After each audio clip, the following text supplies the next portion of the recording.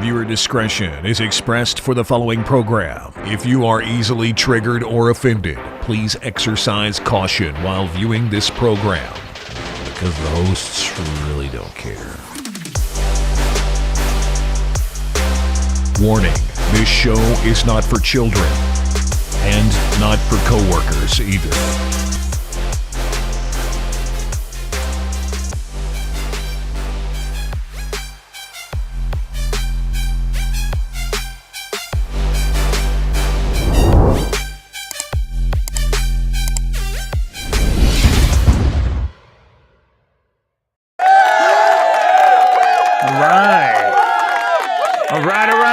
Welcome back. It's Monday morning, and we got some exciting. Oh shit, we're guilty of war crimes. What's happening? And wake up Monday morning, and you got the former president telling us that we're responsible for Hamas terrorism or something. Good morning. How you doing, D? Hey, I'm doing good. I'm missing stuff all over the place here today. It was a rough weekend. No, not too bad. How about yours? I just sort of woke up and I was like, I'm not super interested in preparing too much or getting things done, or I'm tired. I didn't sleep very much last night. I went to sleep real late. My wife and I have been watching Bosch.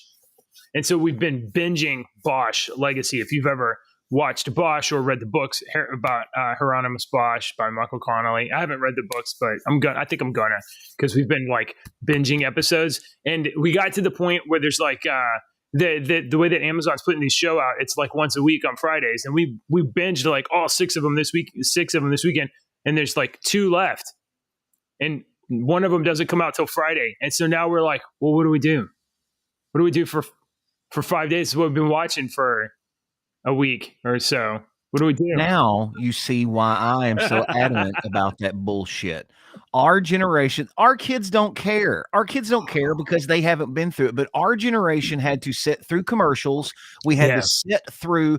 I watched Lost every Thursday night at 9 o'clock. I'm like, I hate this show. I can't wait for next Thursday. It was the next week. It's finally going to make sense. I hate the show. I can't wait for next Thursday. Well, now that we have streaming, Ashley brought this to my attention. She said, I don't want to wait a week. I'm too privileged now. I'm spoiled. I want to watch it all at one time. I don't want to have to wait a week. Yeah. So one now worth more than this. That the streaming services are starting to do that now. They're like, we're going to make you wait another week and have a TV show. No, we don't like that crap. So welcome to my world, JJ. That's awesome. Yeah. Let me ask you a question. Would you, given whatever your opinion of the current level of content and your ability to get it like on demand, right? Some portion of that is subsidized. Not all. Yeah. I mean, more or less, you can get what you want. Some portion of the current entertainment landscape is paid for by weird pharmaceuticals that address some minor need and then potentially give you cancer or something like that. So advertising subsidizes shows, even though it's not the same way as it used to be, because it used to be, potato chip ads or whatever on TV. But now there's some sort of ads. Would you take a lower quality of entertainment consistently if it meant fewer ads for weird pharmaceutical drugs that have strange side effects? Like, oh, you have a skin rash? Take this, and you might die of a heart attack. Dude, I don't think at all. I'm asking you to trade off. Or what are you willing to trade off? I don't know. Lower quality content for it is really. Told you I didn't want to prepare. You got a lot of shit to talk about, though. Yeah, we got some news. I don't know. That's a weird topic. I'd have to think about that. Think about it. Okay. Good morning, sir. Should we just jump into the news and then do music and like kind of a little bit? Or do you want to do let's just get it out of the way. Yeah, real quick, because that's how we've been doing it. We were going to save it and start doing it at the end of the show, but let's just do it real quick. I'm going to do the rest of this week with German bands, and then probably Thursday and Friday. I'll do today and tomorrow. I'll just do the rest of this week with German bands. All right. We'll fill it up because that's what we started halfway last week. And a German band that I came across, I've heard of these guys. I just never heard them. I've heard this name many, many times, and I had to learn how to pronounce it. It's Die Ärzte. All right. It means the doctors. But this freaking song, this band is awesome, dude. This band is awesome. It's a great example of kind of the evolution of European punk. That you know, when you think of like a late 70s, early 80s, European punk rock like the Clash and stuff like that, this is like the iteration of it in I like the start in the 2000s. It's really good, man. It is so freaking good. I sent this to my brother this morning, and you see what I put here? Perfect example of how music is the universal language. I have no clue what he's saying, but I don't care. So I sent this to my brother, who's also a musical freaking genius when it comes to talking about stuff, and he says, amazing how powerful music can be. That song makes me want to sew some patches on a blue jean jacket. Is what he said. That song makes me want to sew some patches on a blue jean jacket. It's awesome. Go to our website or go to our Discord server, which is AJ's head right there, and check it out. Isn't it awesome? Hey, I like this. I mean, you could put Tom Cruise on a motorcycle riding at sunset, and this in the background. Tom Cruise, just Tom Cruise. I'm just trying to paint a picture for the people that didn't listen to. Tom. He said Tom Cruise. You know, like there's a wide shot and zoom. It's so fun. It's a fun song. Thinking Jean-Claude Van Damme, but I mean, whatever is in your mind. That's cool, dude. I've never seen Jean-Claude Van Damme ride a motorcycle. He needs to be, though. He should kick motorcycles. I only imagine Jean-Claude Van Damme flying sideways, doing like a double dragon like kick. He just flies across screen. When I picture Jean-Claude Van Damme in my mind, I picture that. Remember when he had those gourds, kickboxer, those gourds that were hanging up, and he had to pull his legs out. Yeah. In blood sport, he's just like this, but his legs are sitting on two different chairs over there. Yeah, that's right. And he's just kind of like, God. All right, let's go. You must be double jointed down there or something, dude. All right. Hey, all right, Deke. Former President Barack Obama, who has definitely kept to himself and not been, I don't know, killing people on the beach or puppeteering any current presidents. He's not been doing that. Former president. So the reason you haven't seen Obama is you really don't see the you don't see the puppeteer. You see the marionette dancing around, but you really don't see him that often. Every once in a while, he's behind the curtain, out of the curtain, and wave, at everybody. So I am not saying he's doing that. No, I'm just joking. And I am not saying he had anything to do with the chef's death or anything like that either, even though he was there when it happened. No, he was in the water, wasn't he? I'm not saying that. That's what I'm not saying. So Obama, our president, Barack Obama, has given a little talky talk over the weekend. And he said that we, inclusive. Did he do it for free? Did he talk for free? They don't do things for free, do they? Obama told his former staffers on the Pod Save America podcast Saturday that, quote, all of us are complicit to some degree in the violence in Gaza. It's your fault. You're responsible. I'm responsible. You know what?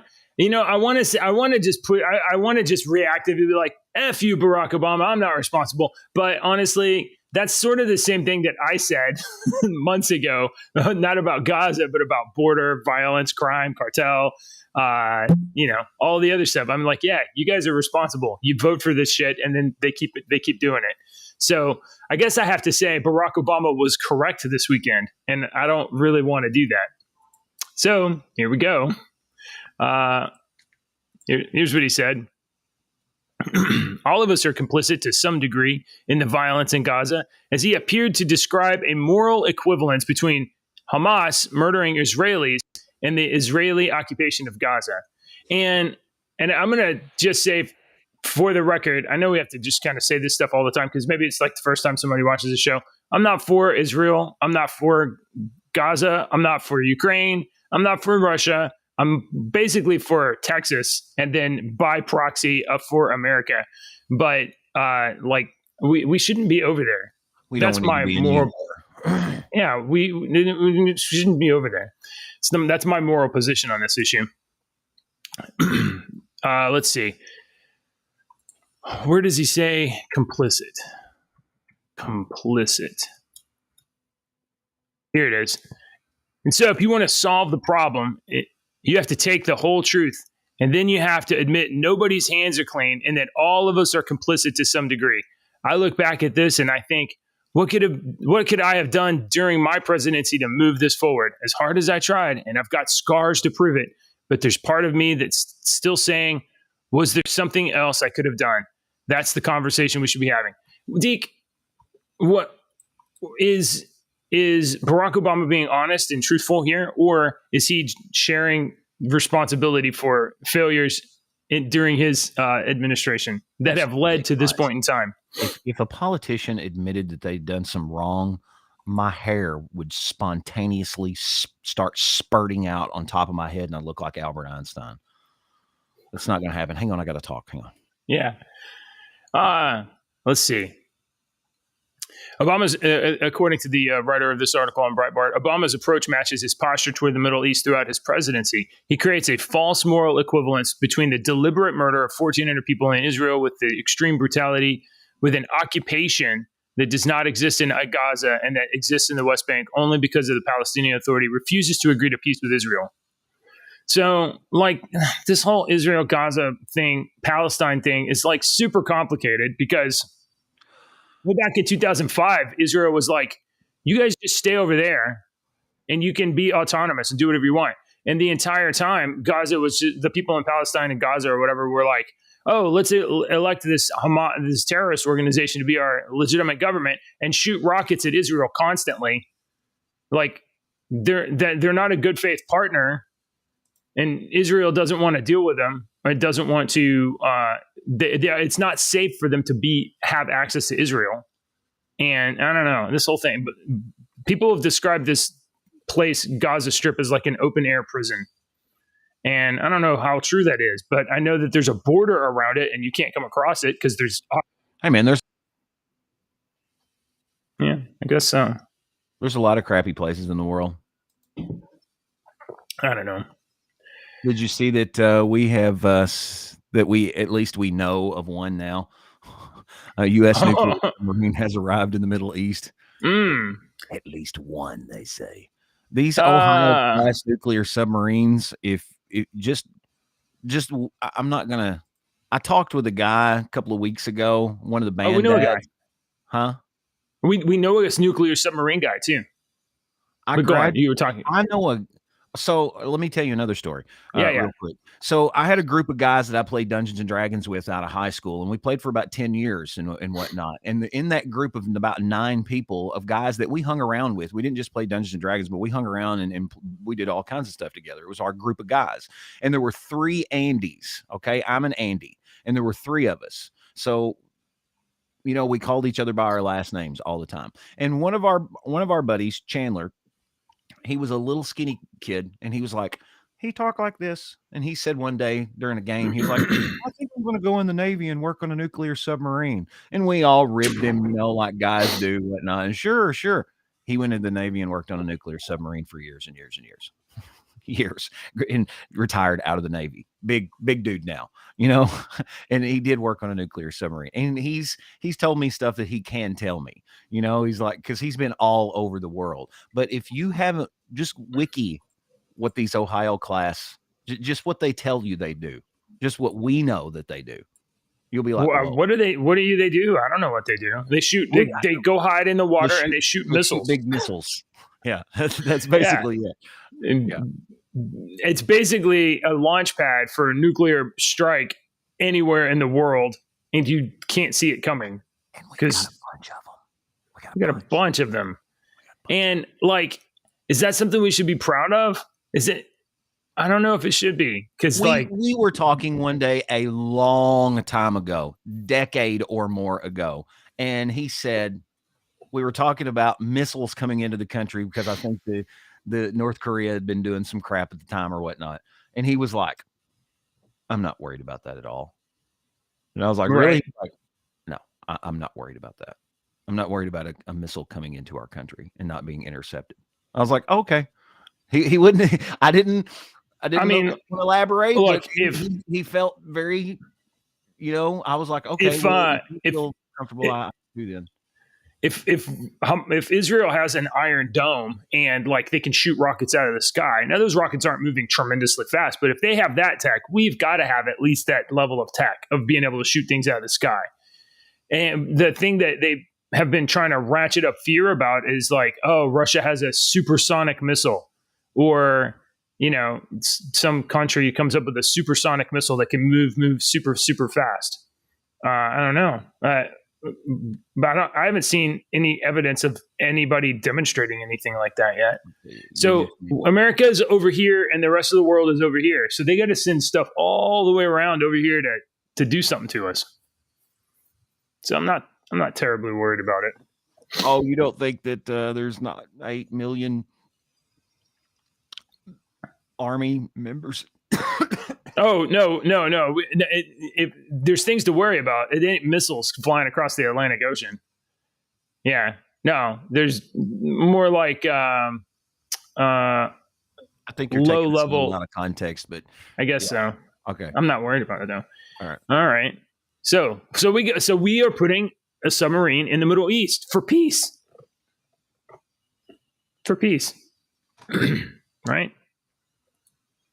Where's Brian? Brian can tell us about submarines.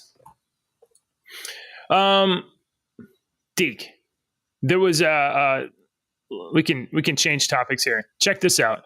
There's a student in Chicago who is suing the schools over disguised religious rituals during class. There's something called the Quiet Time program that's pushing religious practices on kids.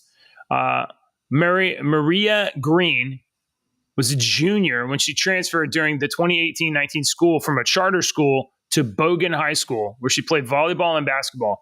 She had no idea when she was transferred to Chicago Public Schools that she would end up suing the school and alleging violations of her First Amendment rights. She told Chalkboard that students were made to participate in the district's Quiet Time program, where instructors encourage students to participate in transcendental meditation, including initiation rites conducted in a darkened classroom.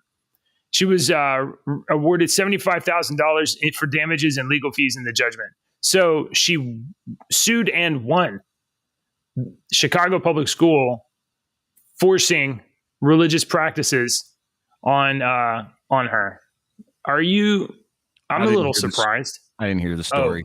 Oh, and you more or less. I just summarized it. Maria Green sued Chicago Public Schools for forcing her to participate in quiet time and do transcendental meditation. Woo in the dark. Okay. Darkened rooms. Good for her. Did they have anything? Your kids are in high school still. There's probably nothing like that in Kentucky, though, right? No, but they can't pray. They're Christians. They can't pray. Well, they can't. It can't be organized and led by faculty, but nobody can stop. Look, as long as there's tests, there's always going to be kids praying. So kids can do what they want to in their own head. I could say a prayer right now in the middle of this show. I pray for you all the time, AJ. You know what? I sincerely pray for you a lot. I need all of it.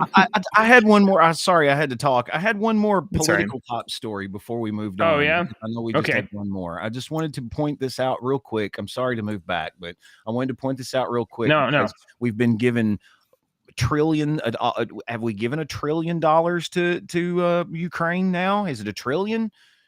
I think it's something like 100 billion or something like that. Definitely over 100 billion. Let's find out. No, I don't care. We've given a lot of money to Ukraine. We've got this Middle East crap going on right now with Israel and Palestine. Oh, and by the way, Joe Biden has been quietly giving Taiwan a lot of weapons and training and stuff. He recently signed off on an $80 million grant for Taiwan to purchase of American military equipment. Guess what China says about that? 80 million, 80 billion. 80 million. Oh, okay. We gave more than that to Taliban. But JJ, see, China does not like Taiwan. and we're giving Taiwan money. Russia doesn't like Ukraine, and we're giving Ukraine money. I see what you're saying. Doesn't like Israel, and we're giving them all money. You're saying that America loves an underdog. I'm saying America is a corporation, and we are slaves. We're all slaves. Well, that's true. That's true. It really is. You go to college, you're going to get a degree, take on a little bit of debt so you can be free. That debt is a chain around your neck, man. That didn't even start there. This is where I say it started, and some people will probably get mad. If you don't like what I say here, please comment down below, all right? But the Civil War was definitely about slavery, but it wasn't about abolishing slavery. It was about turning us all into slaves, is what it was exactly about. Challenge me on that. I dare you to. I'm not challenging you. I'm not getting into civil wars about this or that conversations, especially with anybody from the South. I'm just not going to do it. That was a long time ago. I wasn't there. It ain't my shit. It got nothing to do with me. I'm just saying this America was a corporation. Read about all the stuff that happened before and after. You know what? And then you will see that, we were turned into slaves about 1890. Look at the corporate America. Look what happened to America. Just read some American history. Not you. I'm talking about everybody.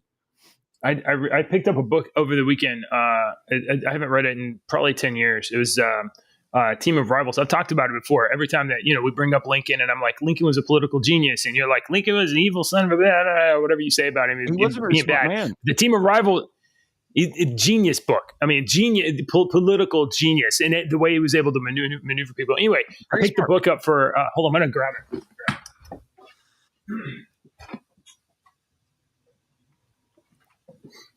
Yeah, JJ doesn't like talking. Wife and I went to you know what? I'm gonna shout out Dragon Slayer comic books. Went over to a friend's birthday party, kid's friend's birthday party, and in the area they had a comic book shop. So I went over there because I wanted to get the fourth issue of Big Game. And while we were in the area, we went to some like thrift shops that were over there and different than ours. And we went to this really, really nice one called Desert Industries or something like that. Anyway, I'm walking around and I'm like, holy crap, is that Team of Rivals for $3? So I picked up Team of Rivals, and this book is fantastic. It's by Doris Goodwin Kearns, and it's basically the definitive biography of Abraham Lincoln's presidency. It's a great book. Okay. I'll actually look into that because I have read several other books on Abraham Lincoln's presidency, and I would like to see if that is truly the definitive one. Are you? Look. This is no joke. This is a big book. This book is that doesn't scare me. That's 915 pages. I like that. Long. It's a great story though. Okay. It's great story. Right. If you're into audiobooks, there's an audiobook version that's fantastic and it really kind of carries you through it. Okay. Otherwise, I know. So anyway, okay. Wow. People are going to be just like thumbs up in this video today. Like I could feel it happening. The likes on this video. It's just going to be great. You got any more political stuff? No, I'm done. Do you want to talk about social domestic stuff? Not really, but go ahead. Our girl Riley Gaines. Yeah, Riley Gaines. She's a UK girl, University of Kentucky girl. Yeah, she's out there defending the rights of women with vaginas. Against Honestly, women with Riley penises. Gaines. If you don't know who this is, was she a swimmer? She was a little swimmer girl. She was worked her ass off. Someone's daughter, your daughter's, who she worked her butt off. Her parents spent money, time, blood, sweat, tears for her, and she worked her butt off to become one of the best swimmers. All right. Like for real. For real. She was one of the best swimmers. And then some dude with a dong tucked it back and knocked her out of freaking place. Some dude grew his hair out, tucked his dong back, and knocked her out of place because he couldn't finish first in the men's. Yeah. He couldn't finish 400th in men's. He was way, way, way down there. So So now Riley and all these other girls who've worked their asses off get shoved down for this crap. Yeah. I have this story to talk about, but there was one last week that I don't think we even got to. I had it in the notes somewhere. There was a sports competition where all 3 medalists were men in a women's competition. There were no females. I'm actually glad this happens because it's going to take more of this to happen before people are like, okay, this is bullshit. We need to change this entirely. Yeah.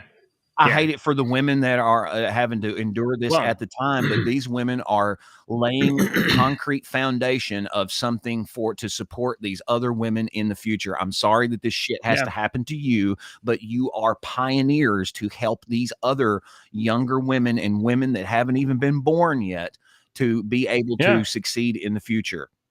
I mean, I don't want my kids competing against boys in anything. I'd be pissed off if I've spent so much money on one of my daughters. If Kendra was now and she goes into college and that happened to her, I would be livid.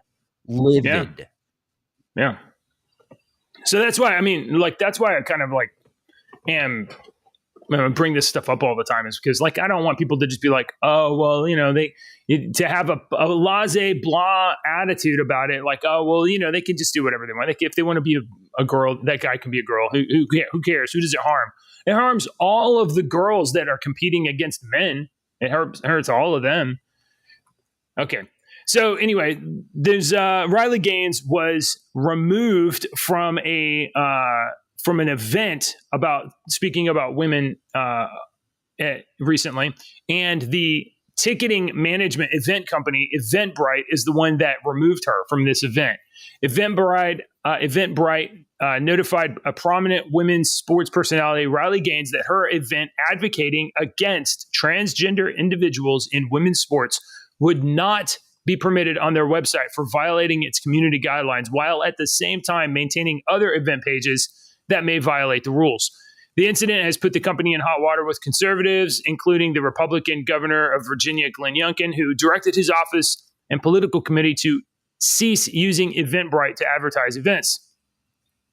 Last week, Gaines posted on X that she received the Eventbrite message notifying her that her event protecting women's sports with Riley Gaines would be removed from its website for violating rules. So, I mean, here we go, Bud Lighting some shit again. This is a company they're supposed to be just managing events and ticket sales, and they want to impose their social values of some women have dicks as a moral good, and so therefore they will punish an opponent. So this is what you have to do. You have to put companies like this out of business, right? You find alternatives. You find other event management companies that can do the job that won't be, psychotic. So did you see? I posted it in our general chat on our Discord server over the weekend. Sean Strickland's posts. He's an MMA fighter. All right, have you seen what he's doing? All right, so he's trying to get Bud Light to sponsor him. All right, seriously. Yeah, he's trying to get Bud Light to sponsor him. He says, yes, I like money, but I think it's a story of redemption. Either way, I'll go so hard on them that in my next fight that they will have to accept me or denounce me, and then we will know what they stand for. And then he says, I've been thinking about a marketing strategy that I'll become the face of Bud Light. Hang on, let me bring up this other one. He says, this goes one of two ways for me. Number one, Bud Light's chicks with dicks. Or we fucked up. We hired a radical leftist female who tried to ruin our country. Here's Sean Strickland to remind us, Bud Light, we like our beer cold and our chicks without dicks. America. And he says, time will tell. So he is issuing a challenge. And that's awesome. Didn't they become the new sponsorship? Bud Light has put $100 million over, I think, a 6-year campaign to be a sponsor, like premium sponsor of the UFC. Bud Light obviously is trying to kind of like, you can't really do things in the secret, but they're trying to reform their image slightly. They don't really want to publicly say we were wrong for hiring a psychopath to destroy our company. That was a mistake. They don't want to admit anything. They just want to like issue the new campaign and pretend that you forgot about what's his name with his face on a can. What the hell was that guy's name? Forgot that guy's name. Good. That's what you're supposed to do. I'm not going to remind you what his name is. I don't know. I'm not buying Bud Light though. I don't drink beer. Anyway, so I mean, like how? Okay, so back to this Eventbrite. Like, you don't usually care what company you buy tickets from when you buy tickets, right?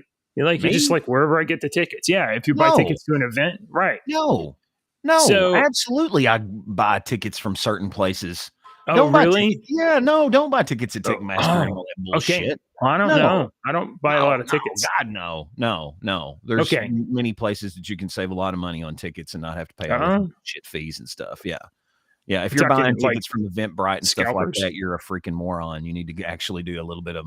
You need to do some research. You can get cheaper tickets. You know what? Pay all those fees and stuff. Dad, Deke, you need to give some dad advice for kids out there that want to go to a concert and how to get tickets on the without a 20% surcharge. Some of us old 45, 46, 47-year-old Gen Xers. Some of them, not me. Do you know how many concerts? Seriously, me and my brother talked about this one time. I don't even know how many concerts I've been to in my life. It's probably 200 or more. I don't know. It's way up there. That's a lot. Logan's been to more than I have. Logan's seen Tool like 13 times. Just Tool. That's probably kind of impressive. I've seen them 3 times. I've seen Fish 18 times. I saw Fish 18 times. Deke lived with Fish in a van for one summer. I'm being serious. I know. I can't imagine I cannot imagine watching a movie 18 times. I can't imagine watching the same. And I know it's not the same every single time, but like it's an analogy. I can't imagine doing the same thing 18 times. No, man, it's so awesome. The energy of all the people at a Fish show is that's what I tell people. Even if you don't like the music, you're going to enjoy the show because the energy is so positive that you just have a good time. You just have a good time. I've taken many people to Fish shows that's never been to a Fish show, and they're like, man, that was great. Like I told you, it's a great time. It's great energy. Hey, Deke, do you want to talk about more trans stuff? No. Great, here it is. We have a drag queen who's mad that about religious gatekeeping after his album is disqualified from Grammy category. So first of all, it's funny that Breitbart is just like, we're just not even going to mess with your dumb pronoun stuff. You're obviously a dude in a dress, so we're going to call you a dude. He might not be a trans. He might just be a drag queen. Oh, good point. Whatever. It's just a slightly different color of dumb. No, that's me being God. Listen to me saying stuff that's just going to get me in trouble. A Christian drag queen is angry that his album has been disqualified from the contemporary Christian category at the Grammy Awards, blaming religious gatekeeping for the decision. Okay. Yeah, maybe. There's a lot of Christian artists out there. Yeah. I'm going to read this quote because I think it's a little bit incendiary. I didn't make the Bible Belt. This is the name of his album there. I didn't make Bible Belt to win awards, and I'm aware my expression of Christianity ruffles feathers. It's designed, in fact, to do precisely that. But this album still expresses deeply a Christian story, faith, and worldview. Well, maybe it sucks. Maybe you suck at playing the guitar and singing. Oh, dude, you're probably right. This guy's probably just not that good, and he's throwing this up as a distraction or as a interference. I can't read that. I have to open this stupid Hold article. on. Yeah, you do. Yeah, you need to pull this picture up on your computer. Here, is that better? Okay, yes. I didn't make Bible Belt Baby to win awards. That's the first line. Then why are you bitching? Why are you bitching? You That's succeeded, the same dude. thing as saying no offense, but don't. Yeah. That's I didn't make Bible Belt Baby to win awards, but I'm mad that I didn't get an award. Yeah. Shut up, dude. Yeah. Go fix your eyeliner. I think you're okay. All right. Hey, you want to talk about some cool stuff? We got some cool stuff here. No, you don't want to? I got one. I got one for you though. And this one is right. I'm a little upset about this one. All right. The FDA is going to outlaw a soda ingredient that is banned around the world. And it's an ingredient that I like. It's a once commonly used in citrus flavored sodas to keep the tangy taste mixed. And we still drink it over here in America. It's what is it? I don't know the name of it, and you won't know it either, so it doesn't matter. But they're banning this freaking thing over here in America that we drink all the time. It's banned all over the place in the world, just like the chemicals that we spray on our foods, our vegetables, our crops over here. We eat a lot of stuff that Do Good can't buy in Germany. Like not allowed to because it's probably toxic. It's not probably toxic, JJ. All right. So on the one hand, I'm like, I don't want the government telling us what we can buy and grow and eat. And on the other hand, I'm like, I don't want to eat plastic. So I don't know how to feel about regulations like that. I feel fine about regulations on these damn companies trying to screw us over and putting. Have you ever ate Do you remember eating Cheerios as a kid? I mean, regular Cheerios. Yeah. Now go buy a box of regular Cheerios and eat a handful of dry Cheerios, and you won't be able to tell me that doesn't taste like sawdust to you, because they use wood filler in that shit. And do they really? More and more over the years. Cheerios does not taste the same as they did back when we were kids. It tastes like wood to me now. Just go buy a box of regular Cheerios and eat a handful dry. How much wood filler is in Cheerios? 31 foods that you're eating contain sawdust.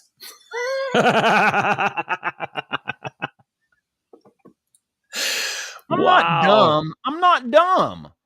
Oh, I just sound crazy. People think I'm crazy because I'm ADHD and my mind goes 1,000 different places at the same time. I think I got a little of that ADHD. You know, you do. Immediately off track to do another track. That's what we need to call it. Sawdust, huh? Okay. All right. Jeez. It's not okay. Look, I don't think people can multitask. I don't think humans can multitask. You can do things or you can do some other things, and you kind of like change between, I'm doing this task, I'm going to do that task. People, my wife, think they can multitask. They can't multitask. You can do like one thing at a time. And I am constantly trying to do 3 or 4 or 5 things simultaneously. So I'm alternating between tasks. So it's very easy for me to be like, oh, let me think about this. And Deacon is too. And you are too, kids. I'm doing 3 things at the moment. I'm doing 3 things simultaneously every day between 8 and 9. It's amazing. All right. Check this out, Deke. I'm not going to play the sound on this, though. I saw this video and I was like, that looks dumb. And then I watched it and I was like, hold on, that's kind of neat. Here we go. This is a drone based on a dragon. And look what this drone can do. It can navigate through tight spaces. It can push with 3.5 newtons of force. And it can even hold things floating in midair. It can change shape based on its environment or its navigation it needs to do. It's being, built and designed by this guy in Japan. But of course it's in Japan. Of course it's Japan. It's probably a prototype so that he can make a suit out of it, a car suit to get train shape. There's a Yeah. So it's based on the idea of a dragon. Look at it. It's literally holding something in the air So it's changed the amount of force that it applied across itself. It's turning off a valve or something like that. So you could send a robot like this into like a burning building and, or I don't know, you could put a gun on it and fly it into a terrorist camp through the ventilation system. Stop putting guns on everything. Jeez, you warmonger. I know. Okay. I just thought that was kind of neat. Okay. That is kind of cool. I got one that's kind of neat. All right. It's AI news, though. Okay. You want to beep, bop, boop us? AI. Oh, please beep, bop, boop. I'll do it. I love this thing. Here we go.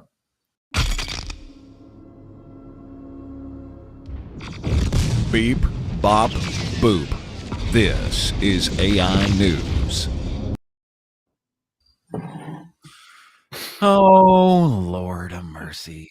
Elon Musk, our Lord and Savior, has unveiled our new progenitor of the earth, his revolutionary AI assistant, Grok. We will all hail Grok now. Grok is a new AI.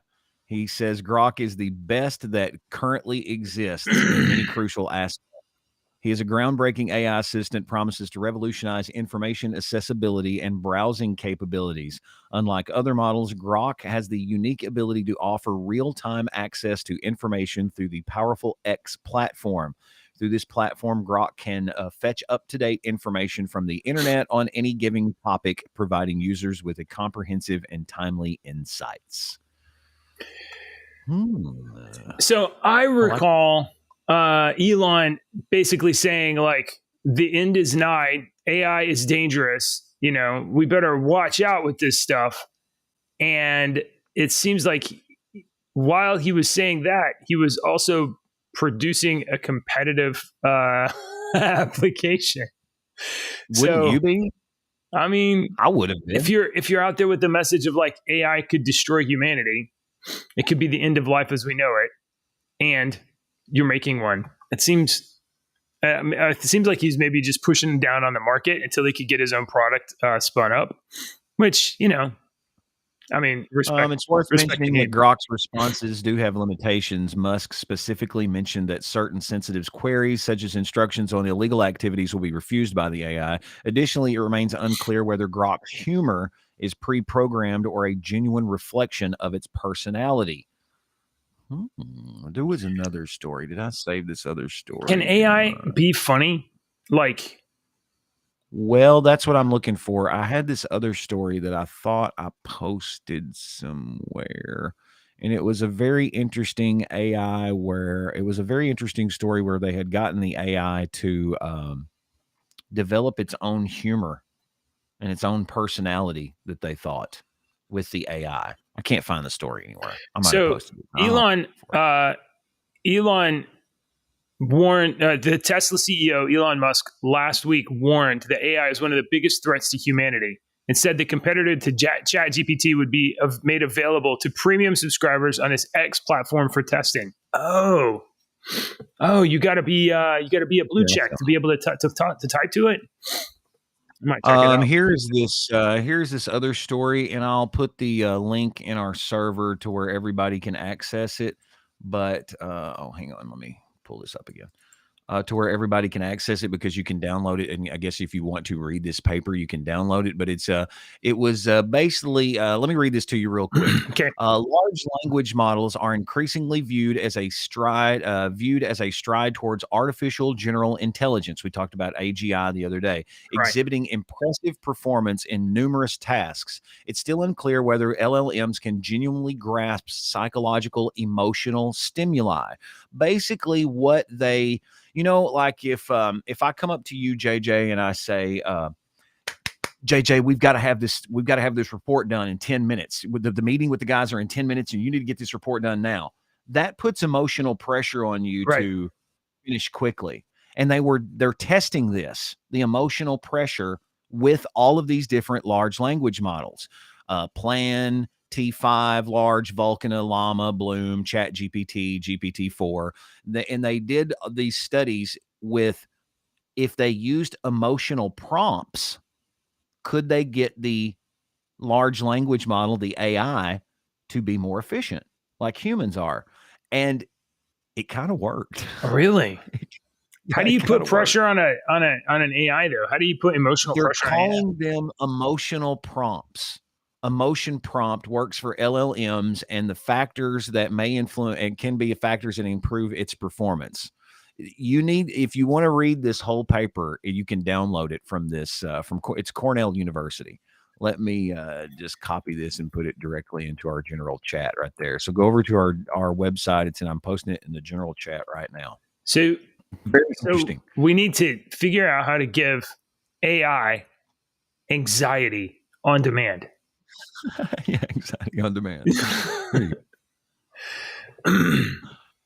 Deke, have you ever seen those? I got some cool news. I think that's cool.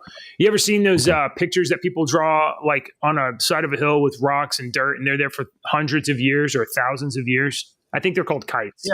Yeah, like a lizard or a picture of a comet or something like that. You ever wonder how they drawings and those drawings on stones and stuff like that? Ancient drawings? I'm talking about drawings with rocks, so you can only see from like helicopters. Oh, like the Nazca lines and stuff like that? Yeah. I think they're called kites, but I may be mistaken about what they're called. Okay. You can only see them like you walking around, you just feel like there's some rocks on the ground. I don't really get it. But if you get up high or you're far away from a hill, you can actually see there's a lot of these that we're discovering. Have you ever wondered like, how did they do that? How did they make I know why they did that, but you don't believe me. But go ahead. Why do you think they did that? Go ahead. Not why. How would they do that? How would they just start drawing a picture on the ground at enormous scale? How would they do that? Well, according to study finds, studies find it's possibly magic. It's possibly magic. Yeah. What else? According to study finds, archaeologists have uncovered the earliest known architectural plans to scale, dating back thousands of years. The engravings, which are estimated between 8,000 and 9,000 years old, depict desert kites, which are large structures built to trap animals. Oh, okay. That's a specific thing. According to the researchers, the ability to represent expansive space on a small two-dimensional surface marks a significant point in the evolution of intelligent behavior, enhancing our understanding of how these kites were designed and constructed. So there's like a 100-meter wide scale image here. Let's see if I can zoom in a little bit. So this image here, so at that scale, it's 100 meters, and it's a big old, rock drawing trapping animals. And on this rock on the side is one you could carry around, and they drew what they were going to do before they made it, according to studyfinds.com. So they used, 9,000 years ago, they had architectural plans. They were doing engineering planning before they piled rock. Like they weren't a bunch of idiots back then. Yeah. It's almost like we were fed a bunch of bullshit about our history. I don't know. That's just speculation. I honestly believe that human beings have always been just as intelligent as we are now. They just didn't have as much resources at hand. So I think that why is it so hard for people to believe that right now? Look at this. You see this cool little thing right here with my dog's nose on it? I can get any piece of information in the world from this. But right now, as we are talking in Texas and in Kentucky on magical wavelengths, invisible waves, there are tribes in this world that are living like they lived thousands of years ago, right? Primitive, we know this. Primitive, isolated tribes. We know they're primitive tribes around. We keep people away from them. So why is it also hard kill to you if you get close? That maybe an ancient people had some technology? Maybe it wasn't silicon and maybe it wasn't all this bullshit, but maybe they have found a way to harness technology, energy, electricity, something that we haven't discovered yet. that we're still like, I don't know what the pyramids were for. I don't know. Maybe they knew something that we didn't know and have discovered yet, and they were just as technological as we were, just as we are today to the primitive tribes that live today. Why is it so hard to believe that thousands of years ago there might have been societies that were very technological, that other places in the world were still banging rocks together, and in the Bronze Age, and I get that. Not only that, I think consider this. Like, we kind of have this passive, pervasive attitude that we are the smartest people in history. We know the more of anybody in history. Dumb. But what if, based entirely on physical activity, sunlight, and nutrition, that people, let's say 6,000 years ago, who lived on a subsistence diet, they raised and grew their own food, they slaughtered their own animals, they had their own food, they had more fat in their diet. Maybe they were nutritionally superior on a local diet. And what if that meant that they had more biological resources in their brain? They had more fat, more whatever. And what if they were actually smarter? What if we are the dumbest generation of humans to ever exist? We just happen to have a bunch of stuff from smart people. I've made the joke. I was like, we have the world's information at our fingertips, and we're the dumbest people. We can't tell you who's buried in Grant's tomb without Googling the shit. Well, who is buried there? Jefferson. All right. All right, Deke. I saw this story and I thought I would run it by you because I'm sure that you're very, very interested. Yeah, I am. Apparently,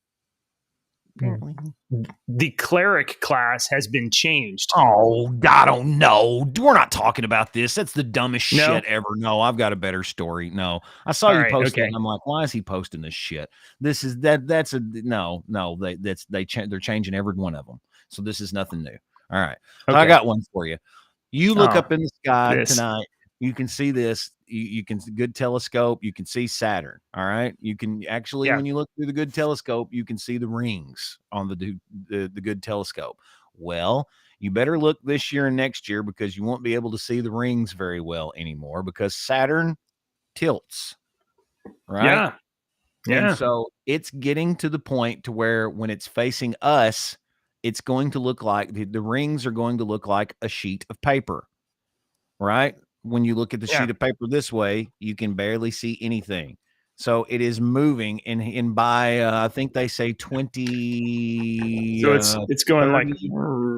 It's going like that, and then the rings of Saturn will be like on a plane that we can't. You'll be able to see. And it's pretty hard to see Saturn in the first place unless you have a good telescope. Yeah, you can see it setting in the sky. It looks, you can see Saturn up there in the sky, but if you've got a good telescope, you can look and actually see the rings. Even on some good phones, maybe. But they say as Saturn pursues its 29.5-year orbital dance, it does this every 30 years, I guess, or 60 years, it will gradually tilt once again, showcasing the other side of its rings, reaching its peak display in 2032. An upside-down celestial tilt is the enhanced visibility of Saturn's moons. For the time being, Saturn occupies an excellent vantage point for nighttime stargazing. So seize the moment with a telescope in hand, observe the beauty of Saturn's rings. I've got an app called Sky Eye. You can download Sky Eye, and it will show you everything in the sky. And you can find Saturn to find the planets. Look for the ones that don't twinkle. All right. Yep. You will find the ones that don't twinkle. Those are the planets. All right. They are reflecting sunlight. So they will not twinkle. They're not generating the sunlight, or they're generating the light. Well, and, if like, stars are so far away that no matter how good a telescope you actually get and zoom towards it, it's still just a pinprick. So, like, it never actually gets bigger. It's just like a dot. But whereas planets, you can zoom in and actually see them. Yeah.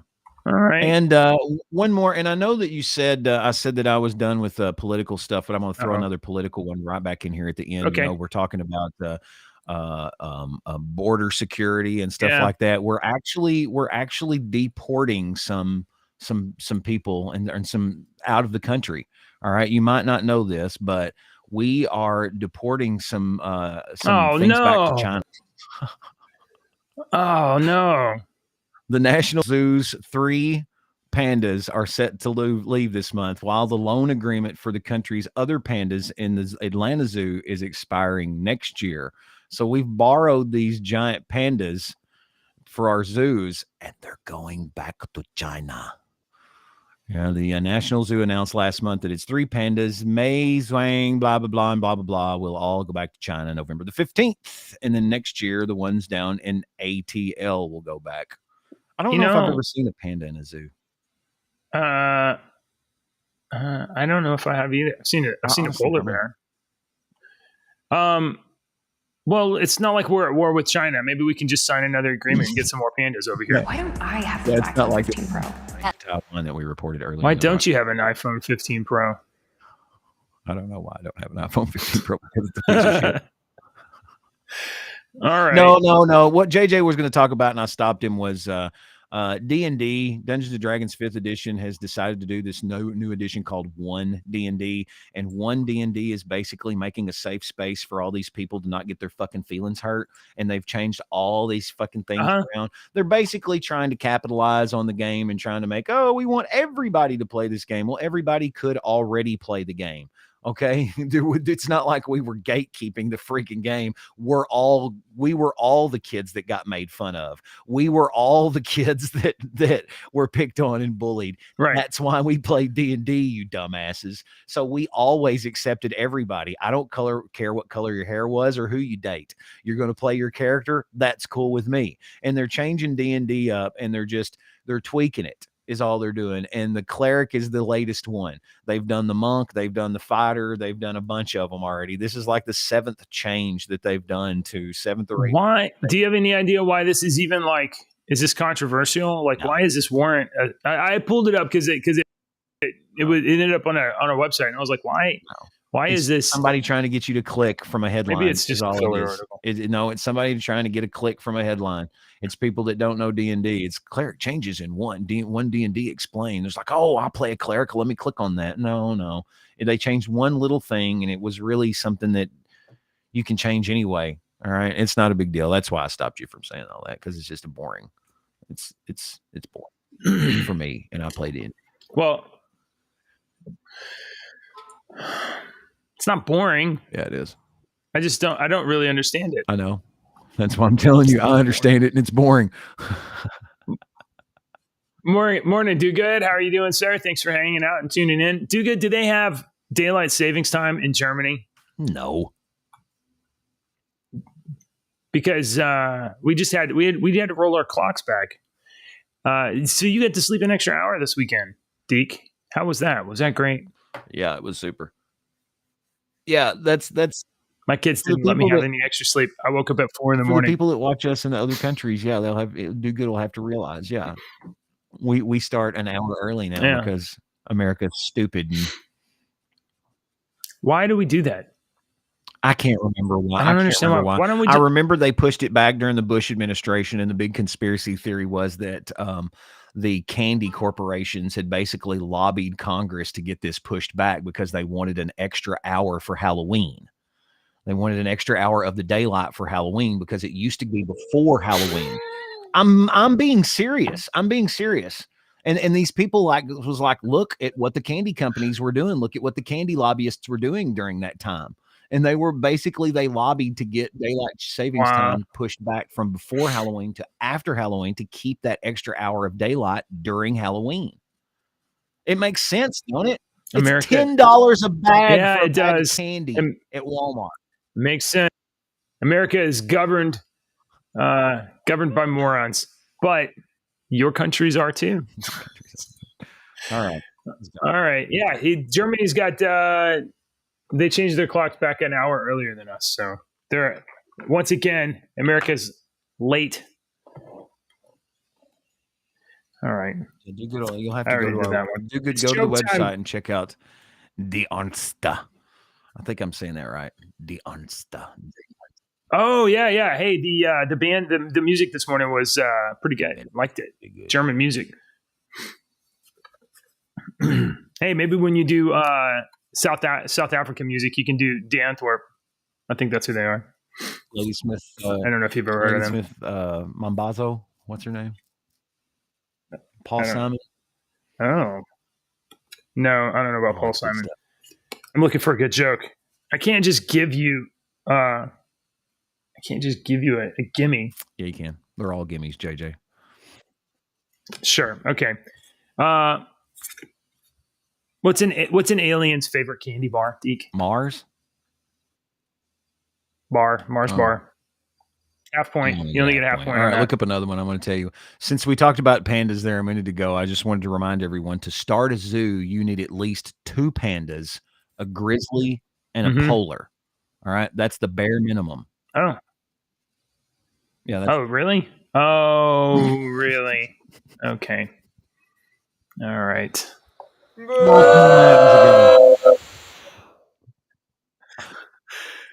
mean give you another one?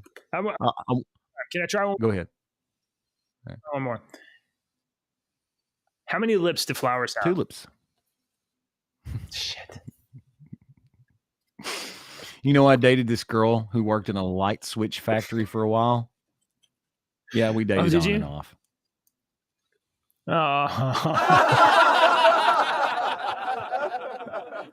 All right. That's it for this morning. We'll be back tomorrow. And the show will be just a reminder. Just a reminder for the ladies out there. If your man, if he can't appreciate a good fruit joke, you got to let that man go.